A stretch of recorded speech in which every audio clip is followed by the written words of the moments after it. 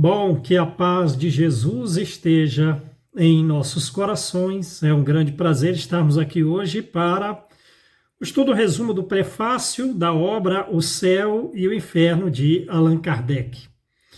De que trata esse prefácio? Que, conforme o tradutor Evandro Noleto Bezerra, foi um prefácio que apareceu na primeira edição, mas não na quarta, que é a quarta edição a que foi traduzida e mais utilizada aqui no Brasil. Porém, nessa nova tradução da FEB, Evandro Noleto resgata para os nossos estudos o prefácio que estava contido desde a primeira edição. E o que diz lá? Como diz Kardec, a finalidade da obra, pelo próprio título, dá para saber que ela quer retratar a respeito do nosso destino, né?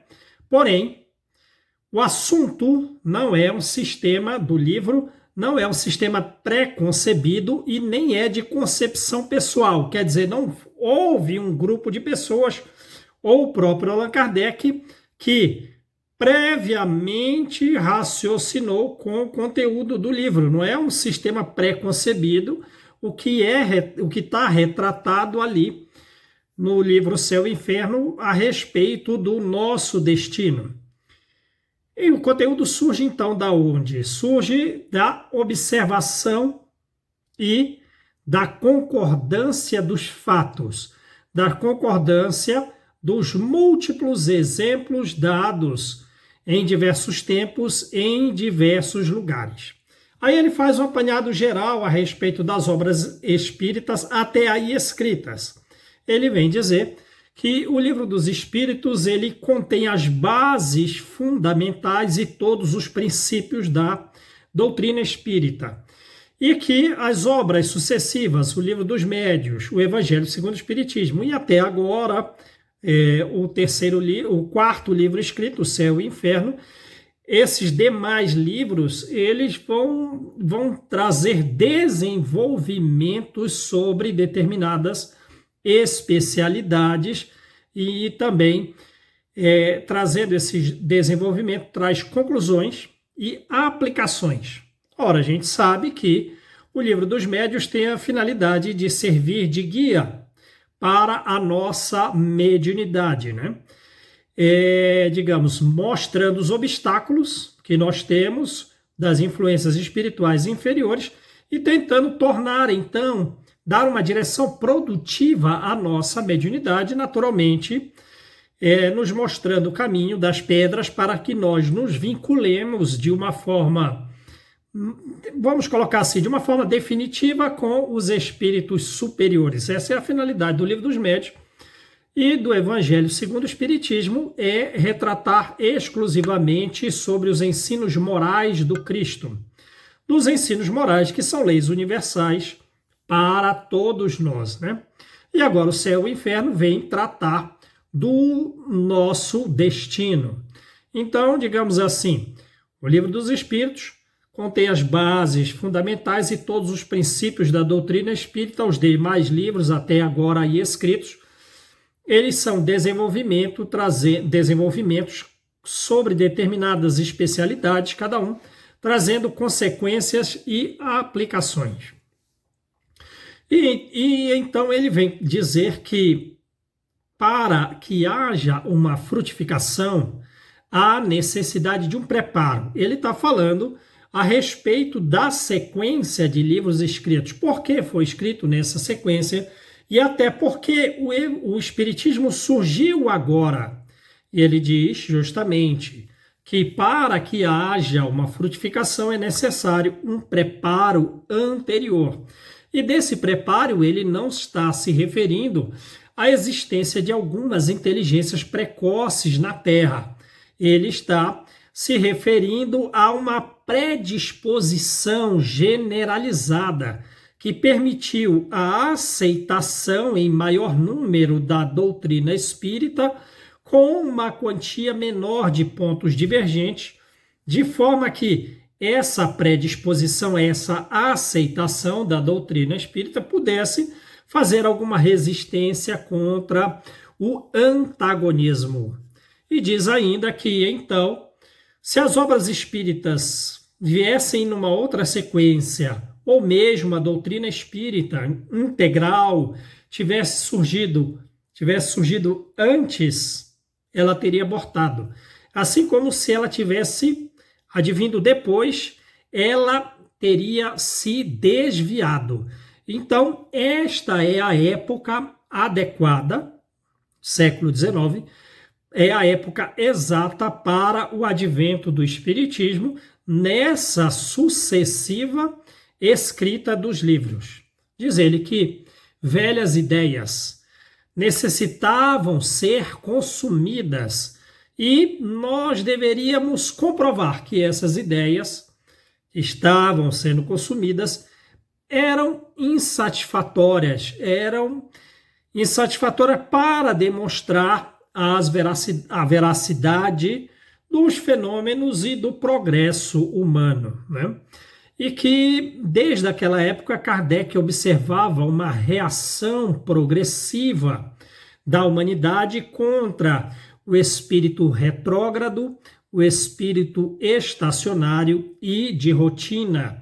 E ele dizia perceber que a humanidade, no seu contexto evolutivo histórico, parecia estar num processo gestacional e que uma força invisível nos impelia à frente e que o próprio homem tinha uma necessidade incessante de todos os homens de se alimentar de algo melhor.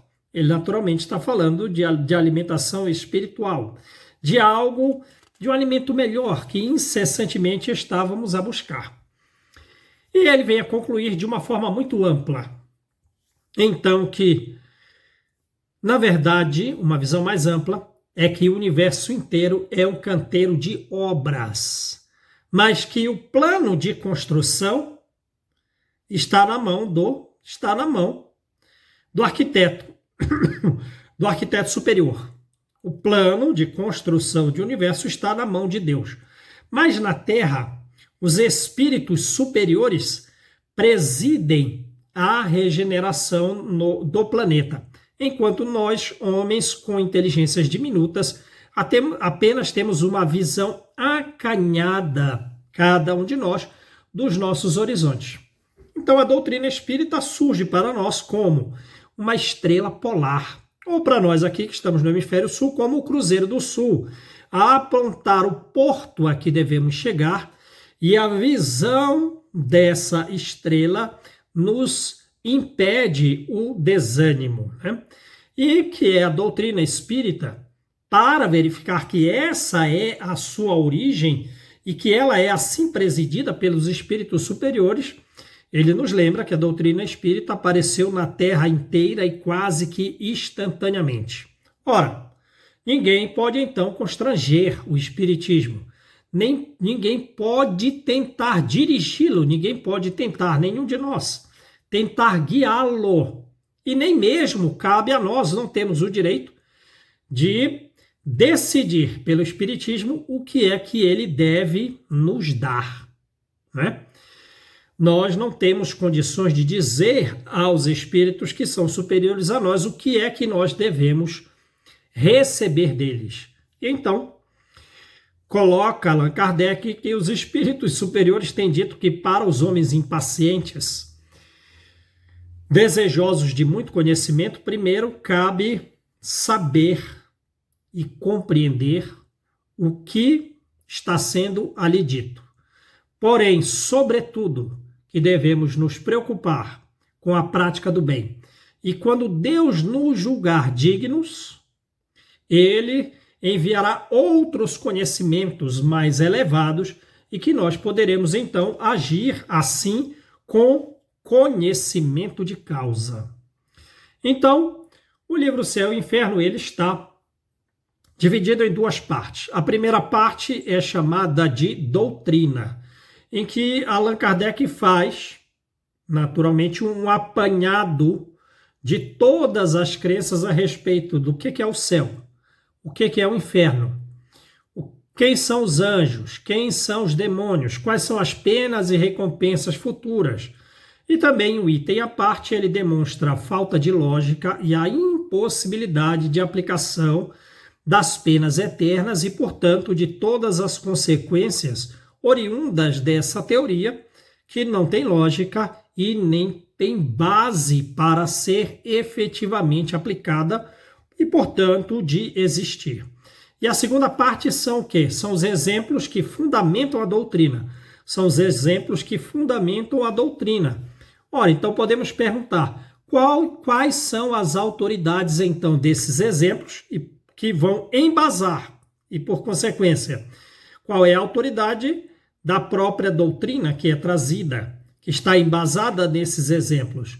A autoridade dos exemplos vem da multiplicidade e concordância dos fatos ali narrados em todos os tempos e em todas as épocas. Não é assim, portanto, como se pode pensar das obras kardecianas, não provém nenhum dos escritos dos livros de uma fonte única, porque poderia essa fonte estar viciada. Não. E ainda, esses exemplos que são de todas as épocas, esses exemplos que são de todos os lugares, nós podemos perceber a concordância dele, todos nós, desses exemplos, com aqueles que nós observamos no dia a dia, bastando a nós um comportamento e uma visão séria e filosófica das manifestações espirituais. São inúmeros exemplos, são tantos exemplos, que Allan Kardec selecionou os mais instrutivos para serem por nós meditados, assim como querendo nos levar mais do que a perceber, a ver quais eram as situações em que nós podemos nos encontrar após a morte e como é a passagem do plano físico para o plano espiritual.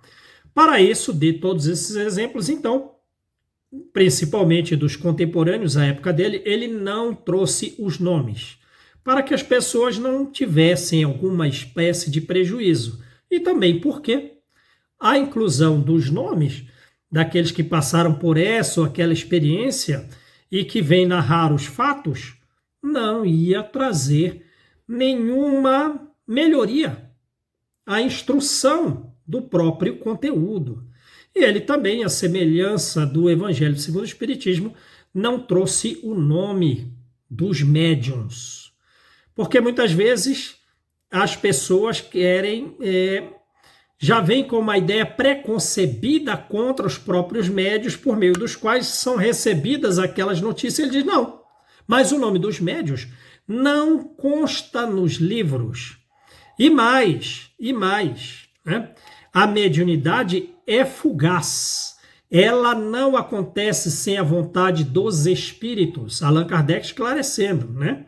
E os médiuns não têm nenhum mérito naquela comunicação. Então, são conhecimentos que devem contrabalançar as ideias preconcebidas relativas aos médiuns.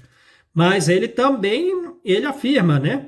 Existem os médiuns ruins que trazem informações inadequadas, indevidas, falsas, mentirosas, prejudiciais? Sem dúvida. Mas ele disse também, existem médiuns sinceros que conhecem a gravidade a respeito da mediunidade e eles desejam os sinceros. Então vejam, ele também está dizendo que não há os sinceros, mas os sinceros desejam ser bons instrumentos na mão dos espíritos superiores porque sabem que do desvio de suas mediunidades pode advir uma corrigenda não agradável. Ora, e de outra forma, a felicidade virá da utilidade dada à mediunidade sem que haja uma ideia de orgulho, sem que haja uma vaidade a respeito daquelas comunicações. Então, são os esclarecimentos que Kardec diz. E mais ainda, a doutrina espírita não surgiu por intermédio do privilégio de ninguém. A doutrina espírita surgiu quase que simultaneamente no mundo inteiro, nas famílias ricas, nas pobres, nos grandes, nos pequenos. A mediunidade veio para cumprir aquele mandamento de Jesus nos últimos tempos: eu derramarei o meu espírito sobre toda a carne, vossos filhos profetizarão, os jovens terão visões, os velhos terão sonhos.